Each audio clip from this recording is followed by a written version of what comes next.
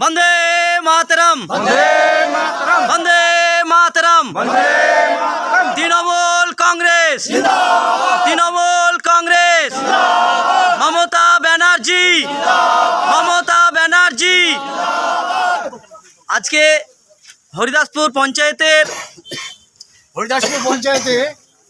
আজকে গ্রাম পঞ্চায়েতের 3 জন, একজন সিপিএম, একজন হচ্ছে আর 2 জন কংগ্রেসের মেম্বার মামাটি মানুষের স্বার্থে মমতা ব্যানার্জির নেতৃত্বে যোগদান করেছে। তাদেরকে আমরা স্বাগত জানাচ্ছি। এবারে তারা 2 জন কংগ্রেস থেকে এবং একজন সিপিএম থেকে যোগদান করেছে।